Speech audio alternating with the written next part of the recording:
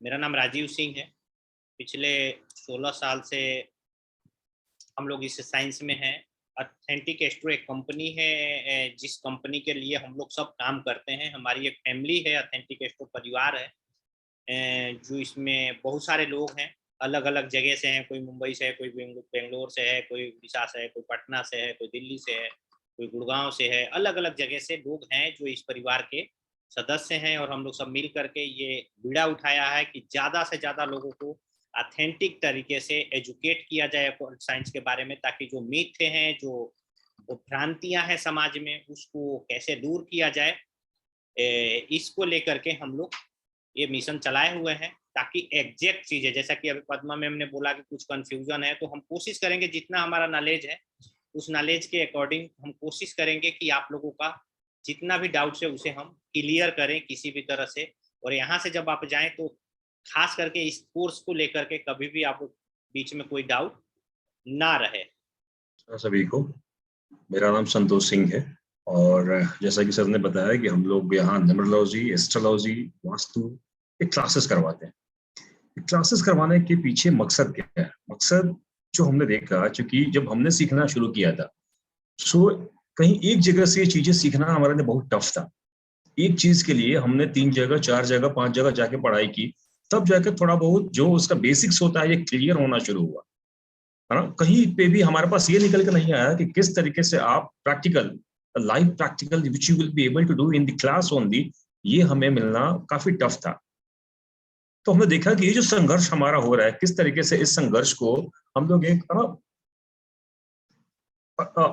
इतने easy way में कर सकते हैं कि so that people will feel that this is a nice journey where going and achieving something is not a big task.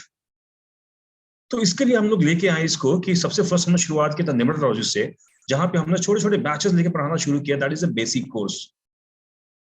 Basic होता क्या है एक्चुअल न्यूमरोलॉजी, हमने उसमें प्रेडिक्शन नहीं करना शुरू किया कि बेसिक कोर्स कैसे होता है, और फिर हमने शुरू किया किस तरीके से उसको आप प्रेडिक्शन में चेंज कर सकते हैं।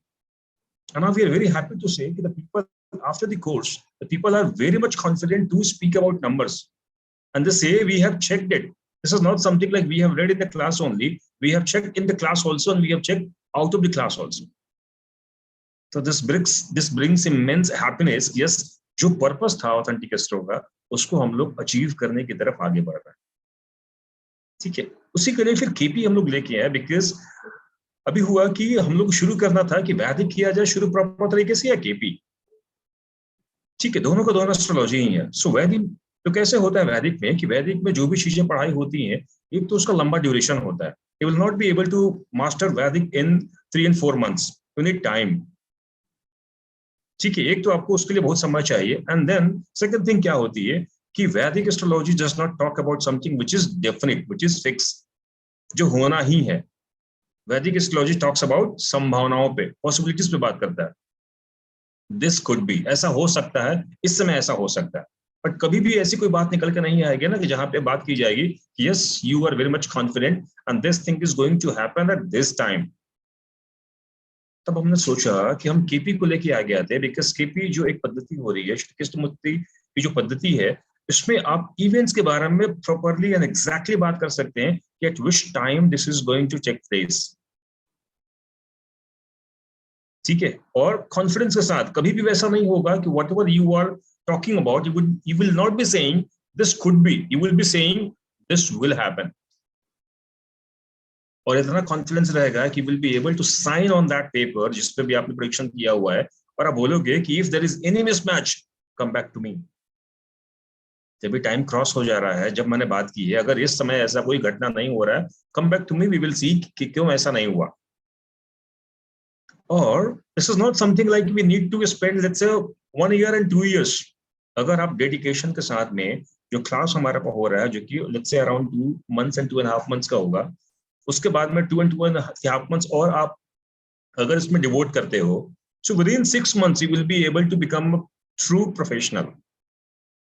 ट्रू प्रोफेशनल कहीं से भी ऐसा नहीं होगा कि the people who are doing it for the past 10-15 years, उनसे आप नॉलेज में अपने आप को कम पाओगे।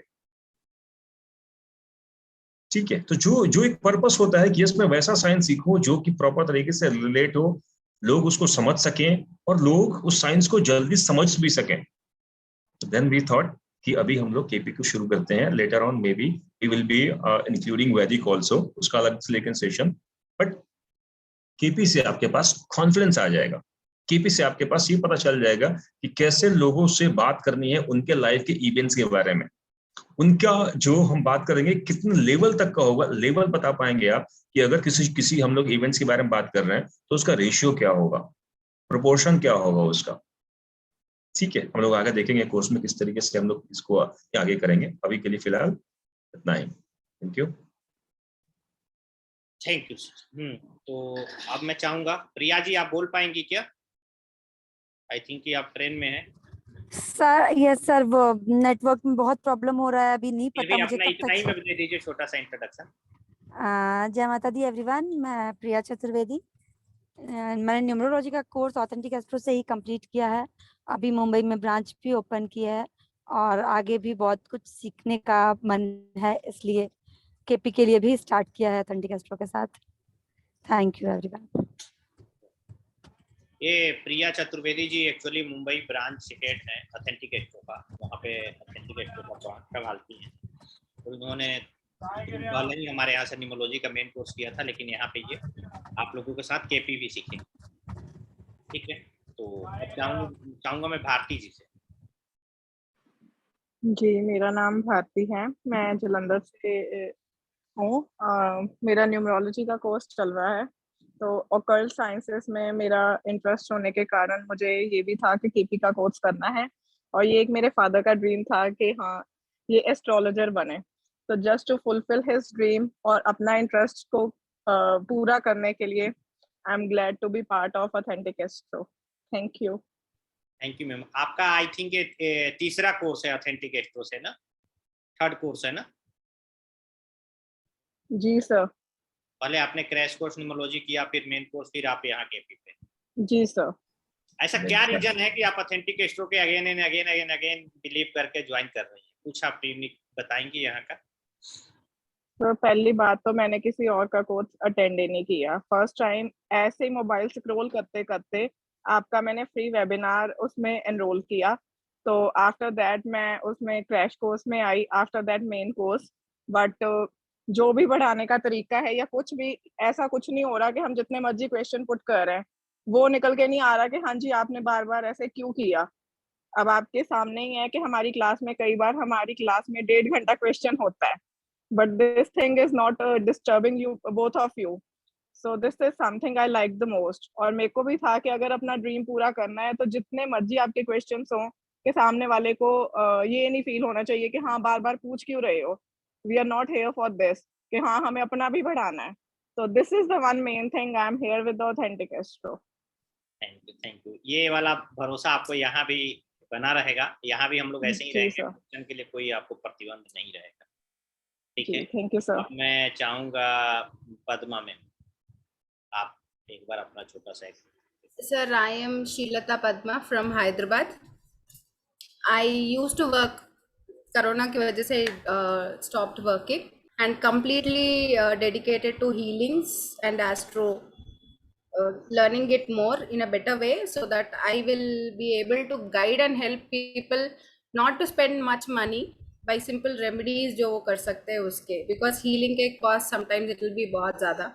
So and apart from that, as per astro chart जितना मेरे को समझ में आया, there can be some change in your attitude which will help you to get into good karma kind of a thing, and from if we inculcate that in our children from now itself, and अगर अपने को पता है तो अपने को बच्चों को बोल सकते हैं, नहीं तो we cannot say, right? So अगर ऐसा कुछ benefit I can give it to my clients, that will be a great help and I will also incur some good karma. So that is one of the reasons why I am learning this. Thank you. Abhijeet ji. जय माता दी सभी को। मेरा नाम अभिजीत सिंह है, मैं गुड़गांव में रहता हूँ। मुझे ऑकल्ट साइंस में काफ़ी टाइम से इंटरेस्ट था, तो मैं बुक्स वगैरह पढ़ता था। तो मैंने सर से मैंने 2020 में ज्वाइन किया था न्यूमरोलॉजी का कोर्स। तो उससे पहले मुझे लगा था कि गुरु की ज़रूरत होती है, बुक से नहीं हो सकता है, जो प्रोसेस होगा वो ही बता सकते हैं। तो मैंने ज्वाइन किया था 2020 में, तो काफ़ी अच्छा लगा मेरे को कोर्स। और मैं आज एस्ट्रोनोमोलॉजिस्ट बोल सकता हूँ कि मैं न्यूमरोलॉजिस्ट हूँ, प्रिडिक्शन अच्छा करता हूँ मैं। शिल्पी जी आप तब तक अपने बारे में बताइए प्लीज। सर जय माता दी, मेरा नाम शिल्पी है, मैं लखनऊ से हूँ और मुझे ओकल्ट साइंसेस में बहुत इंटरेस्ट है। एक्चुअली मैं अपनी वजह से और अपने बच्चों की वजह से इसमें आई हूँ, क्योंकि बहुत प्रॉब्लम्स आती थी मेरी लाइफ में। सब कुछ होते हुए भी मुझे कुछ भी नहीं मिलता था, तो पूछते पूछते पूछते पूछते फिर आपका क्रैश कोर्स ज्वाइन किया और उसी से ही फिर मैंने मेन कोर्स ज्वाइन किया, अब केपी ज्वाइन किया और मैं खुद एस्ट्रोलॉजर बनना चाहती हूँ, जिससे मैं मेरे जैसे बहुत सारे लोगों की मदद करूँ और कमाऊं भी। मैं पैसा भी कमाना चाहती हूँ बहुत अच्छे से, मैं इसको प्रोफेशनली लेके चलना चाहती हूँ। ग्रेट ग्रेट, आप ही जैसे लोगों की खोज है ऑथेंटिकेशन, इस कंपनी को, इस साइंस को आगे पूरे वर्ल्ड में बढ़ाने के लिए ऐसे ऐसे लोगों की जरूरत है जिनके अंदर जुनून हो कि हमें इस जीवन को यूं ही व्यर्थ नहीं करना है, कुछ करके भी करना। Thank you thank you. आज हम लोग एक थोड़ा सा अपना ये करते हैं बेसिक में कि कैसे हम लोग का काम करना है और क्या है, हमारी पढ़ाई होगी तब तक मिश्रा जी ऑनलाइन आ जाते हैं तो, और कैसे कैसे और कब कब क्या करना होगा ये सारी डिटेल अभी हम आप लोग को बता रहे हैं। जी संतोष सर। शिल्पी मैम का एक चीज काफी अच्छा लगा कि शी सेड कि मुझे कमाना भी है, तो we need to be very clear कि what I need to do. सिर्फ करना नहीं है, अगर आपको पर्पस पता है ना, so will be able to achieve. अगर पर्पस नहीं पता है ना तो सिर्फ भागदौड़ मचेगी और कुछ समझ में नहीं आएगा कि what all I need to achieve in my life. So सभी के लिए ये एकदम क्लियर होना चाहिए कि जैसे श्रीलता मैम ने बोला कि I need to serve people, जो भी प्रॉब्लम हुए लोगों की, मैं चाहती हूँ उनके पेन कम हो, तो this has to be there. अगर ये पता नहीं रहेगा ना तो कभी भी हम लोग अपने पर्पस के प्रति जो डेडिकेशन होता है ना, ये निकल के नहीं आएगा। ठीक है, ओके। सो ये हमारा फर्स्ट डे है और केपी में। सो केपी के पहले थोड़ा सा हम लोग बेसिक करते हैं, क्या होता है एस्ट्रोलॉजी में, कैसे इसको हम लोग लेके आगे बढ़ेंगे, क्या शुरू में चेक करना होता है। ओके, तो सबको पता है कि एस्ट्रोलॉजी में कुछ 12 हाउस होता है शायद, करेक्ट? हाउस बोलते हैं, घर बोलते हैं, भाव बोलते हैं, वैसा कुछ होता है। एंड 12 हमारे पास जोडियाक भी होता है, मतलब राशियां भी होती है, करेक्ट? सबका एक एक नंबर दिया गया हुआ है और सबकी एक प्लेसमेंट होती है। तो कैसा होता है, एक बार पहले इसको समझने का प्रयास करते हैं कि ये प्लेसमेंट या इस नंबर को कैसे हम देखेंगे। सभी को स्क्रीन दिख रहा है ना, एक white board? Okay,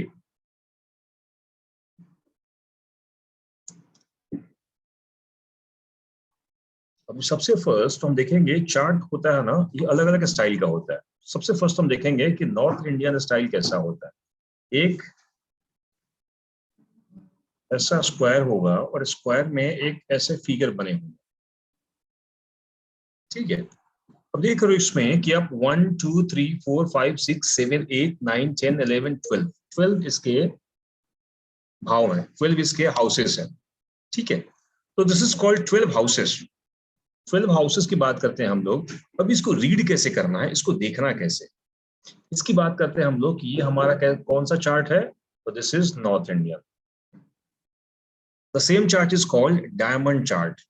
north Indian chart is also called diamond chart.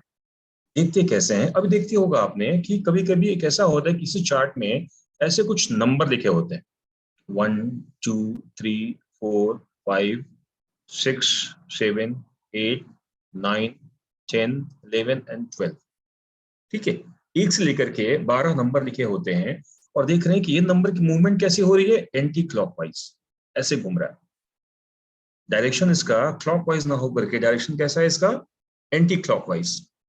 अब क्या इसमें कोई मुझे बता पाएगा कि जो नंबर्स होता है ये नंबर्स क्या है? भारती मैम, ये जो नंबर्स होता है वन, ये नंबर जो होता है 1 2 3 4, ये नंबर्स क्या होता है? घर भाव। ओके, घर भाव, ठीक है। बाकी लोग भी सेम बोल रहे हैं, ये नंबर जो होता है, जो आपके कुंडली में लिखा होता है, इसको घर या भाव बोलते हैं।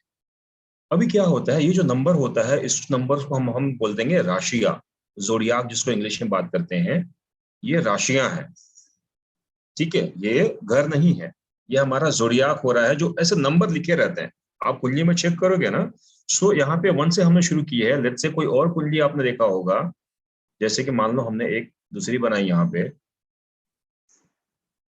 और वहां पे देखोगे कि कहीं पे 3 से शुरू हो रहा है, 3, 4, 5, 6, 7, 8, 9, 10, 11, कुछ गलती कर दी शायद हमने, 3, 4, 5, 6, 7, 8, 9, 10, 11, 12, 1 and 2। ठीक है, तो ये क्या हो रहा है, ये नंबर हमारा चेंज हो गया। आपने भी अगर अपनी कुंडली चेक करोगे आप, तो ये कभी भी नंबर हर एक का मैच नहीं करेगा। किसी का शुरू यहाँ पे 1 आ रहा है, किसी का 3, किसी का 5, किसी का 6। करेक्ट। ये बात करता है कि ये राशियों के बारे में बात करता है जो हमेशा मूव करते रहती हैं। क्या होता है, जो नंबर्स होता है ये हमेशा मूव करते रहता है। और ये जो होता है फोर्स, जिसको बोलते हैं हम लोग LA लगना या ASC ascendant, this is called लगना या दिस इज कॉल्ड असेंडेंट। ठीक है, अब दूसरी बात आती है हाउस के बारे में। तो हाउस, दिस इज माई, जहां पे भी ASC या जहां पे भी लगना लिखा रहेगा, that is my first house, और ये फिक्स होता है। नॉर्थ इंडियन चार्ट में लगना और असेंडेंट हमेशा यहीं पे होगा, ये इसकी प्लेसमेंट कोई और नहीं रहेगी। राशि का प्लेसमेंट हमेशा चेंज होता रहेगा। तो यहां से जब घर हम काउंट करेंगे, तो this is 1 first house, second house, third house, fourth house, 5th, 6th, 7th, 8th, 9th, 10th, 11th, 12th। लेकिन आपके कुंडली में कभी भी इसका नंबर नहीं होगा। This has to be understood. ये हमें खुद से समझना है कि if this is the first house, this is 7th, this is 11th।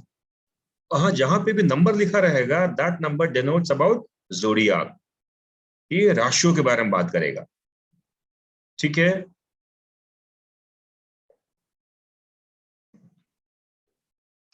ये थोड़ा सा बिल्कुल बेसिक है जो सर बता रहे हैं। तो पद्मा मैम, आप प्लीज इसको ये ना कीजिए, आपको पता होगा, लेकिन यहाँ हमें सबके लिए बात करनी है, तो थोड़ा सा इस पे ध्यान देना है, ताकि शुरू से बेस बन जाए, तो आगे आगे हम लोग कंटिन्यू अच्छा भाग जाएंगे। ठीक है, तो इसमें ना भारती जी, आपको काउंटिंग समझ आ रहा है कि 12 के 12 हाउसेज का काउंटिंग क्या होगा?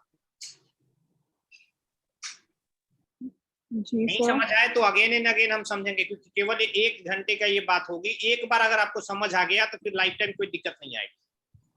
2 मिनट जी सर। ध्यान देने वाली बात है बस। नहीं आएगी फिर पूछोगे आप। फिर से एक बार कर लेते हैं इसको, लग रहा डाउट है मुझे, है ना। हम क्या बात कर रहे हैं कि एक चार्ट हमारे पास है। इस चार्ट में कैसे बनाएंगे, एक स्क्वायर हो गया, स्क्वायर को हमने ऐसे क्रॉस कर दिया, करेक्ट। और क्रॉस करके ये दोनों साइड्स हैं, इन दोनों साइड्स को हमने मिला दिया, ये हमारा इसका कुंडली तैयार हो गया। अभी नंबर आपने देखा होगा कि हर जगह पे नंबर आता है, कहीं पे लिखा रहता है 6, यहाँ पे 7, 8, और नंबर सीक्वेंस में होगा, आप देखेंगे 9, 10, 11, 12, 1, 2, 3, 4 and 5। ठीक है, ये जो नंबर्स हो रहे हैं ना, ये नंबर्स क्या है, ये राशियां हैं। ये बात करते हैं कि ये ज़ोडियाक, करेक्ट। ये नंबर आपके चार्ट में शो करेगा। अब बात करते हैं कि यहीं पे यहाँ लिखा होता है, या तो LA लिखा होगा या यहाँ पे ASC लिखा होगा। ASC is called ascendant, LA is called लगना। ठीक है, तो ये इसी को हम लोग फर्स्ट हाउस मानते हैं। ये भी हमारा क्या है, this is the first house. Counting कैसे करेंगे? बना दीजिएगा सर, एक और प्लेन बना दीजिए यहाँ पे जी, साइड में, एक और प्लेन ऐसा खाली बना दीजिए, नंबर नहीं लिख करके। ठीक है। काउंटिंग कैसे करेंगे? काउंटिंग करेंगे हम लोग एंटी क्लॉकवाइज।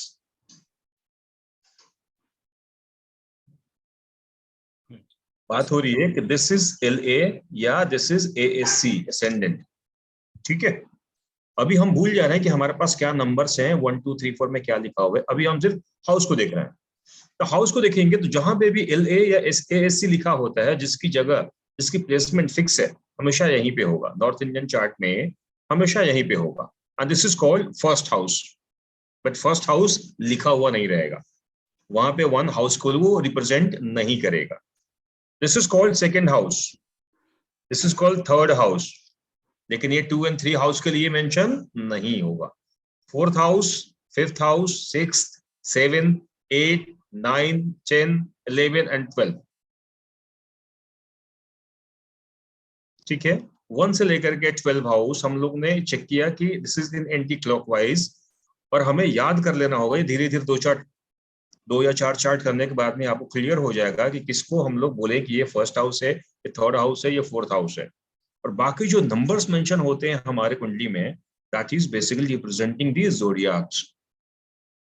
ठीक है, इसमें हम देखेंगे कि ना कैसे उसको रीड करना है आगे चल के, क्या उसका मीनिंग होगा, कैसे कंबाइन करेंगे, क्या रिजल्ट देगा, ये आगे करेंगे। बट अभी हम सिर्फ समझ रहे हैं कि हमारे कुंडली के जो जो चीजें लिख के आती हैं उसका मतलब क्या होता है।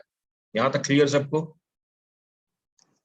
अब इसी में एक और चीज निकल के आती है कि लेट्स से कि जो हमारे पास कुंडली बनी हुई है, उस कुंडली में हमारे पास नंबर तो हो गया 1 से लेकर के 12 तक का। हमने ये भी चेक कर लिया कि यहाँ पे LA या एसेंडेंट लिखा हुआ है, ये भी चेक कर लिया। अभी हम देखते हैं कि कहीं पे हमारे पास SU लिखा हुआ है, कहीं पे हमारे पास MA लिखा हुआ है, ठीक है, कहीं पे हमारे पास SA लिखा हुआ है। तो दीज आर कॉल्ड प्लैनेट्स। ठीक है, दीज आर कॉल्ड प्लैनेट्स। सो हम क्या देख रहे हैं कि हमारे पास हाउसेस कितने हो रहे हैं? This is 12। हमारे पास ज़ोडियाक राशियां कितनी हो रही हैं?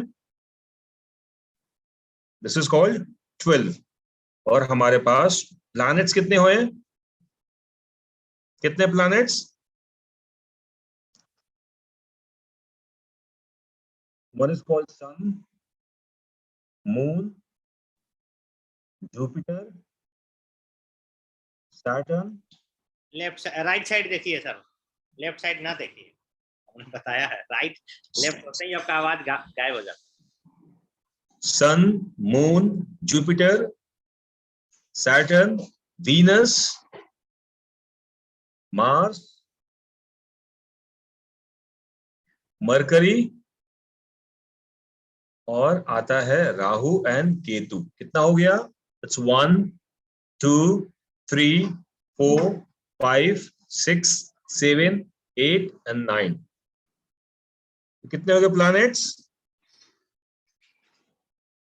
सन, moon, Jupiter, Saturn, Venus, Mars and mercury.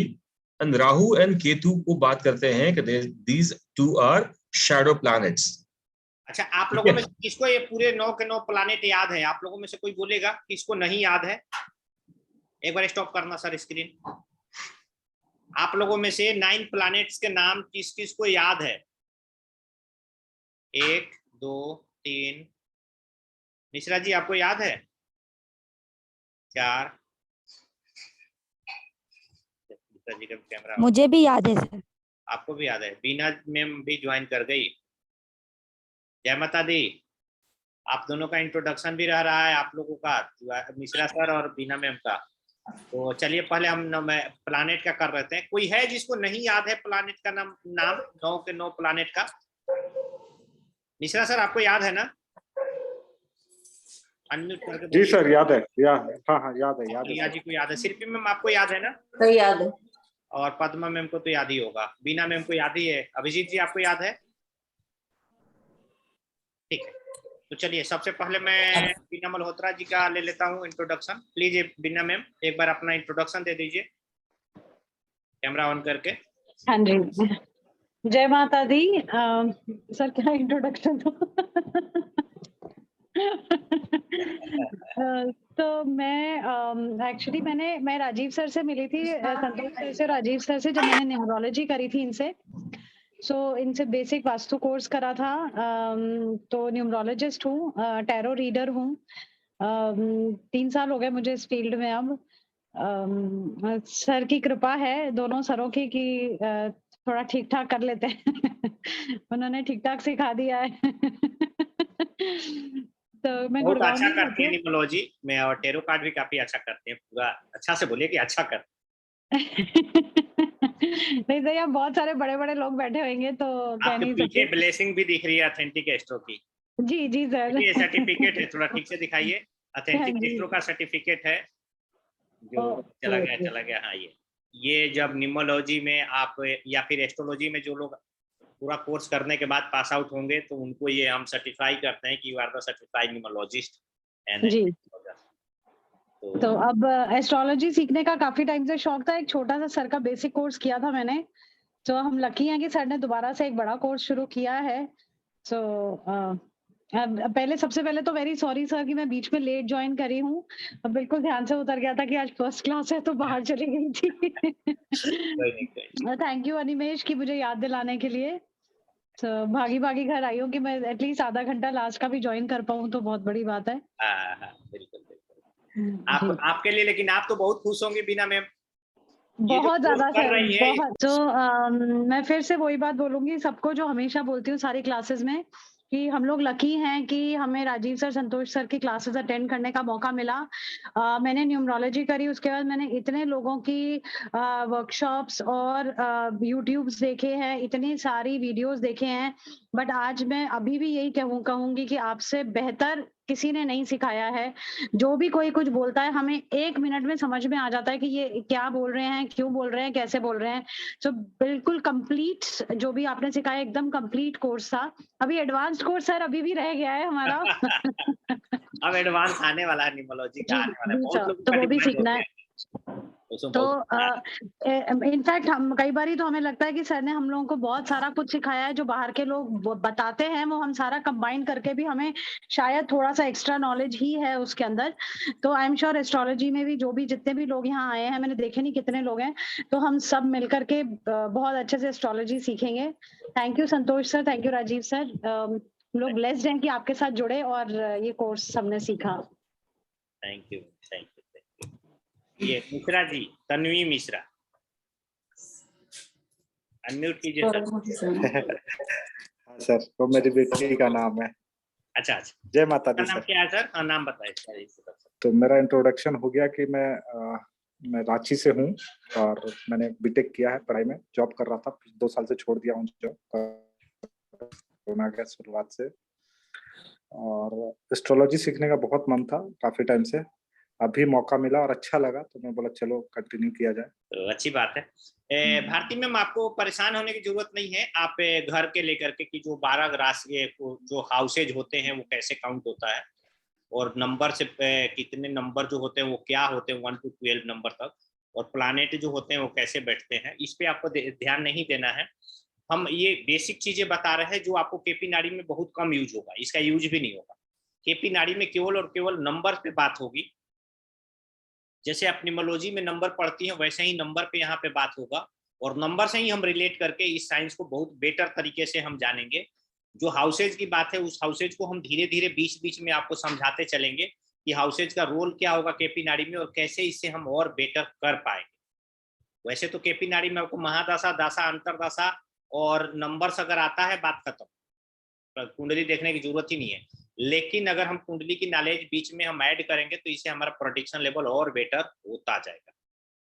कस पे सब लोड है, उसको कैसे पकड़ना है, कैसे देखना, तो ये आगे हम लोग करेंगे, तो आपको टेंशन लेने की जरूरत नहीं है। ठीक है, कहीं भी कुछ दिक्कत आ रही है तो अगेन एंड अगेन आपको छोड़ेंगे नहीं, साथ लेके चलेंगे।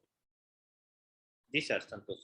तो एक बार हम लोग फिर से रिकैप कर लेते हैं क्या किया हमने अभी, थोड़ा समझने के लिए। यस, दिस इज करेक्ट कि केपी में हम लोग नंबर्स की पढ़ाई करेंगे बेसिकली, बट नंबर्स की पढ़ाई करने के लिए हमें हाउसेस को रिकॉल करना होगा, कौन से हाउस हैं, तो हाउस के बारे में हमें क्लियर हो कि किस हाउस के बारे में बात कर रहे हैं हम लोग। ठीक है, तो ये बेसिक्स का पार्ट हो रहा है, तो ये क्लियर होना चाहिए। अभी सब कोई थोड़ा थोड़ा आंसर करेगा, हम लोग आपस में बात करेंगे। ठीक है, भारती जी, ये वाला हाउस कौन सा होगा? House number sir 3। House number 3। 4। ये हाउस नंबर 4 हो जाएगा। Perfect, very good. Dhananjay sir, ये बताइए ये वाला हाउस नंबर कौन सा होगा? 10 सर, 10। परफेक्ट, मतलब समझ क्लियर है हमारे पास। ठीक है, अभिजीत जी, ये वाला हाउस कौन सा होगा? ये 6 होगा सर। 6। परफेक्ट, परफेक्ट, यानी कि समझ हमारे पास हो रही है यहाँ पे। फाइन। श्रीदत्ता मैम, ये वाला हाउस कौन सा होगा? सर 12।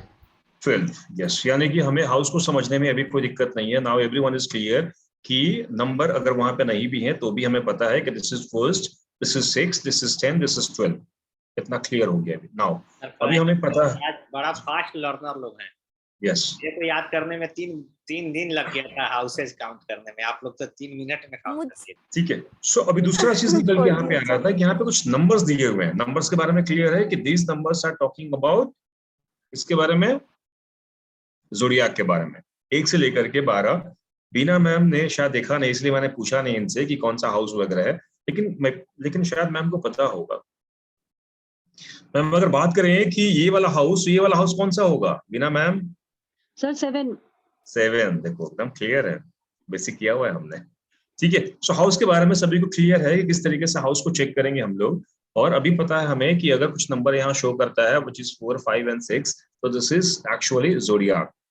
ठीक है, इतना हमें क्लियर हो गया, इसमें हमें कोई डाउट नहीं है अभी। और हमने बात की कि ये जो चार्ट के बारे में बात कर रहे हैं, ये जो चार्ट का तरीका था, this is called north Indian chart and this is again called diamond chart.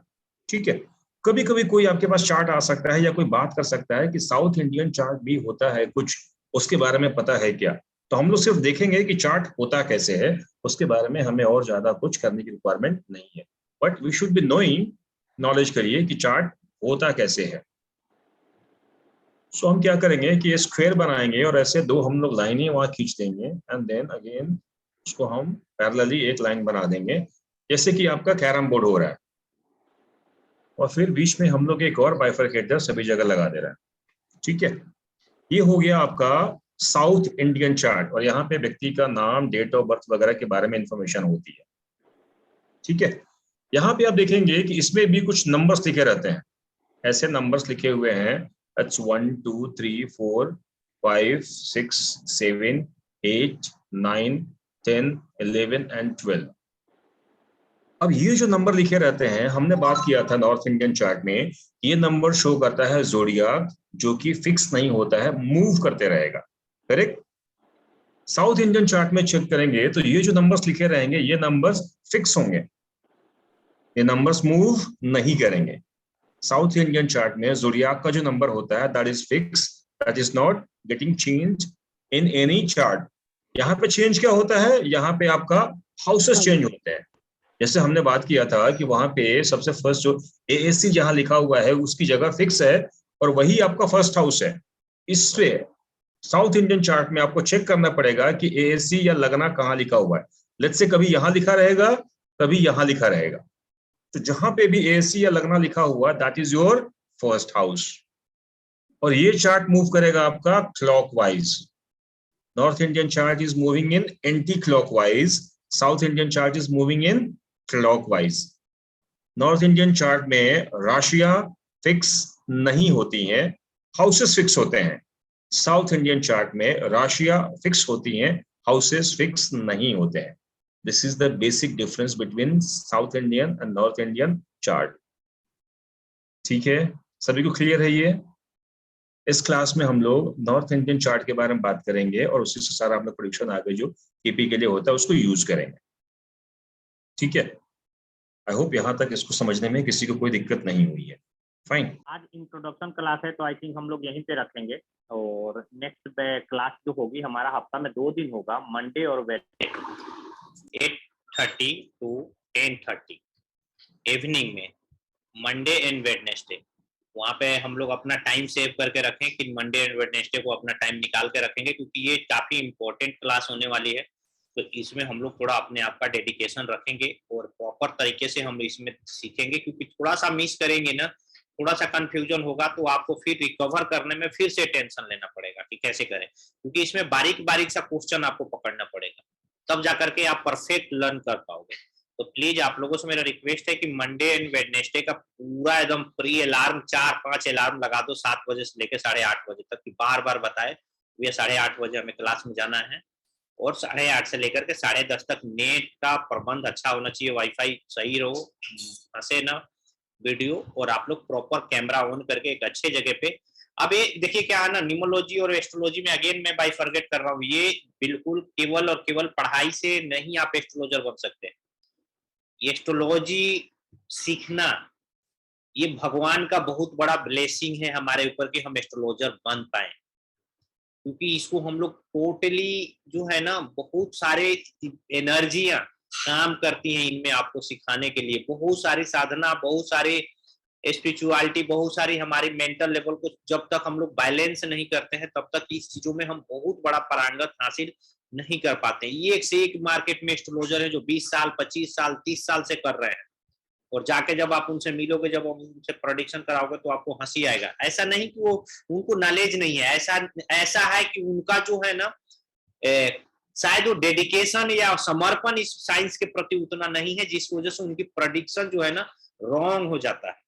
Knowledge उन्हें सब है, अगर वो पढ़ाएं तो बहुत बड़े एस्ट्रोलॉजर की तरफ बहुत अच्छा से पढ़ाएंगे, लेकिन जब प्रेडिक्शन करने की बात आएगी तो वो बारीकी नहीं निकाल पाते। और कोई ऐसा आदमी देखोगे जिसका साधना, जिसका बॉडी, जिसका चक्र अलाइन है, जो डेडिकेशन के साथ इसमें काम कर रहा है, तो उसको देखोगे कि उसका प्रेडिक्शन थोड़ा सा भी पढ़ा है ना तो उसका प्रेडिक्शन बड़ा सटीक से निकल के आ जाता है। तो इसको हम लोग थोड़ा सा अपने आप को इसी बैलेंस रखेंगे अपने आप को, और एक एज ए स्टूडेंट नहीं, एज ए जो गुरुकुल की प्रथा होती है कि एक हम क्या बोले शिष्य के तरह हमें इसे ग्रहण करना है। महादेव और नारद मुनि जी को गुरु मानते हुए हमें ये देखना है कि हम इस साइंस को एज ए शिष्य कैसे ग्रहण करें और कैसे हम इस चीज को दुनिया में फैलाएं और इससे जन हित में उपयोग करें। ये हमारा भावना होना चाहिए इसे सीखने का। तो उस मेंटलिटी से हम रहेंगे, हमारी पूरी मन तन स्वच्छ और शुद्ध होना चाहिए इसमें, और बड़े अच्छे तरीके से हम लोग सीखें, क्योंकि ये थर्ड एनर्जी है जो काम करती है इस साइंस में। मैं एकदम क्लियर ओपन बोल रहा हूँ आप लोगों को। और उस थर्ड एनर्जी के लिए आपकी स्वच्छता है, आपका बैठने का जगह, आपका पढ़ने का तरीका, ये सारी चीजें बहुत स्वच्छ होना चाहिए। तो हम लोग उस लेवल पे यहाँ पे करेंगे और देखेंगे कि बहुत अच्छा करेंगे, और इसका परिणाम आपको इस क्लास में ही दिखेगा। ठीक है, तो हम लोग मंडे को हो गया है हमारा। थोड़ा सा लग रहा है मुझे भारती मैम को थोड़ा अधिक मिलना चाहिए, बिकॉज शी इज न्यू। और ना, सो आपके लिए छोटा सा एक ट्रिक है। आप जब देखेंगे ना किसी का कुंडली, हम लोग ट्रिक के बारे में बात कर रहे हैं, यानी कि शॉर्टकट हो गया, अभी आगे चल के हम लोग बढ़ेंगे। आप लोग किसी का भी कुंडली चेक करिए, जहां 12वां जो घर होता है ना, 12th हाउस, अगर वहां केतु है, केपी में कैसे चेक करते हैं हम लोग, चेक करेंगे यहाँ पे कि केपी में कैसे उसको रिलेट करेंगे। केपी में भी आना चाहिए हो, बेसिकली केपी की बात है ये। 12th हाउस में अगर केतु है, ठीक है, तो वैसा व्यक्ति 3 बार उसके पास विदेश यात्रा या 3 बार बड़ा हॉस्पिटलाइजेशन का योग बनता है। Minimum 3 times, this could be more than 3 times also, but minimum 3 times the person would be going out of country abroad, और 3 बार उसको किसी न किसी रीजन से, जो कि नॉर्मल रीजन नहीं है, हॉस्पिटलाइजेशन वाली भी केस मिलेगी। ठीक है, तो थोड़ा सा फील होगा कि चलो ये सारी जो पढ़ाई होने के बाद रिलेट भी कर सकते हैं अभी। फाइन, चलो good. Sir, I have a client who's just a kid, 6 years, उसके 12th हाउस में केतु है एंड ही इज हॉस्पिटलाइज्ड। वो pre matured birth 6th month में डिलीवरी हुआ था। He was 45 days in hospital. After that again अभी 4थी बार हो गया है वो hospitalised. So this could be one of the reason. I was thinking why is he getting hospitalised so much. ये तो सर मेरे भी 12th हाउस में केतु होना चाहिए, चेक करूंगी। और जब हम आगे हम लोग बात करेंगे, सो बात करेंगे केपी क्यों इंपॉर्टेंट हो रहा है, बिकॉज हम हाउसेस की जो बात कर रहे हैं ना, केपी में हाउसेस को हम भाव बोलते हैं, भाव। ठीक है, भाव मतलब कि एक्चुअल जो होती है प्लेसमेंट जो होती है प्लैनेट्स की, this is being check through KP, actual placement. तो कैसे उसको चेक करना है और किस तरीके से चीजों को रिलेट करेंगे, चश्मा आपके पास है या नहीं है, आप देखते ही बता दोगे। कौन सी आंख में, राइट या लेफ्ट में कितना पावर होगा, या किस में ज्यादा पावर होगा, किस में कम होगा, you will be able to tell through this. ठीक है, सो हम लोग धीरे धीरे, ठीक है भारती मैम, तो ऐसा है सारा कुछ। अभी सिर्फ ये नंबर और फिगर नहीं है, ये फोटो जो बना है, इसके अलावा भी बहुत सारी चीजें हैं जो हम लोग करेंगे and we feel good, yes, चीजों को हम रिलेट कर सकते हैं हम लोग सामने। फाइन, तो आज के लिए हम लोग फर्स्ट डे है, तो धीरे धीरे हम लोग आगे बढ़ाएंगे। आगे चल के बर्डन तो आना ही वाला है, बट आराम से। ठीक है फिर है। जय माता दी टू ऑल।